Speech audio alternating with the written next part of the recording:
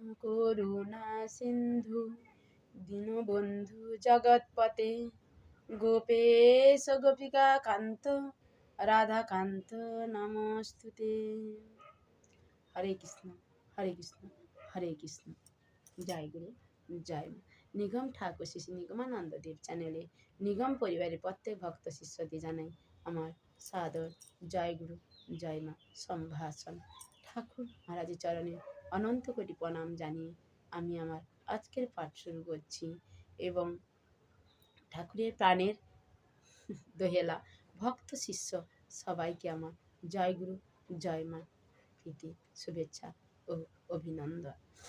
আজ আমি পাঠ করব ভক্তি রসনামৃত শিল রূপ গোস্বামীর কর্তৃক লিখিত শুদ্ধ ভক্তির লক্ষণ কি। আমাদের ঠাকুর বলে গেছেন ধর্ম গ্রন্থ মানেই আমি, তাই আমি আমার গুরুদেবকে স্মরণ করে এই ভক্তি রসামৃত তোমাদের কাছে পাঠ করে শোনাচ্ছি। শুদ্ধ ভক্তির লক্ষণ কি। শ্রীমদ্ ভগবতে তৃতীয় স্কন্ধে ভগবান কপিল দেব তার মাতা দেবহূতিকে পরমার্থিক তত্ত্ব সম্বন্ধে নির্দেশ দেবার সময় শুদ্ধ ভক্তির লক্ষণ বর্ণনা করে বলেছেন, হে মাতো, যারা আমার শুদ্ধ ভক্ত এবং পার্থিব কোনো লাভের বাসনা অথবা মনোধর্ম প্রস্তুত জ্ঞানের প্রতি যাদের কোনো আসক্তি নেই, তাদের চিত্ত সর্বদাই আমার সেবায় এত গভীরভাবে মগ্ন থাকে যে তারা আমার কাছ থেকে আমার প্রতি অহেতুকী ভক্তি ছাড়ার কিছুই প্রত্যাশা করে না। এমনকি তারা আমার ধামে আমার সঙ্গে বসবাস করার সৌভাগ্য পর্যন্ত কামনা করে না। 5 মুক্তি রকমের কথা যথা সাধুর্য বা ভগবানের সঙ্গে এক হয়ে যাওয়া, সালোক্য বা ভগবানের লোকে বাস করা, সারূপ্য বা ভগবানের রূপ প্রাপ্ত হওয়া, সামীপ্য বা ভগবানের সান্নিধ্যে বাস করা এবং শান্তি বা ভগবানের সমান ঐশ্বর্য প্রাপ্ত হওয়া। ভগবত ভক্ত পার্থিব সুখভোগের কথা দূরে থাকুক, এই 5টি মুক্তি কোনোভাবেই কামনা করে না। প্রীতি সহকারে ভগবানের সেবা করেই তিনি সম্পূর্ণ তৃপ্ত। এটাই হচ্ছে শুদ্ধ ভক্তির লক্ষণ।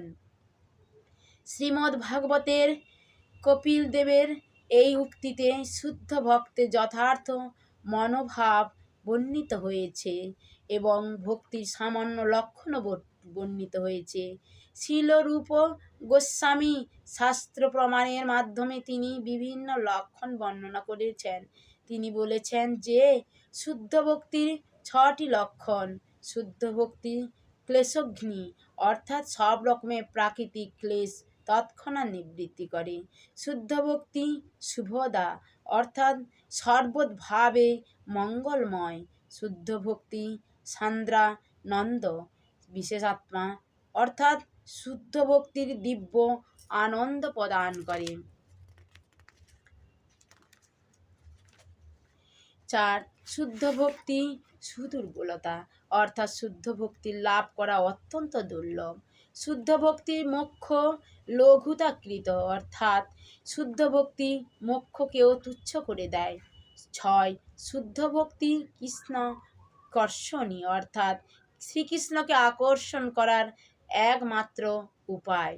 শ্রীকৃষ্ণ সর্বাকর্ষক, কিন্তু শুদ্ধ ভক্তি তাকেও আকর্ষণ করে, অর্থাৎ শুদ্ধ ভক্তি শ্রীকৃষ্ণের থেকেও বলবতী, কেননা তিনি হচ্ছেন শ্রীকৃষ্ণের অন্তরঙ্গা শক্তি। হরে কৃষ্ণ হরে কৃষ্ণ হরে কৃষ্ণ। জয় গুরু জয় মা। এই ছিল আমার আজকের পাঠ উপস্থাপনা। যদি ভালো লাগে লাইক শেয়ার ও কমেন্ট করো, আর নতুন ভক্ত শিষ্য হলে আমার চ্যানেলটিকে সাবস্ক্রাইব করে পাশে থেকো। জয় গুরু জয় মা। রাধে রাধে।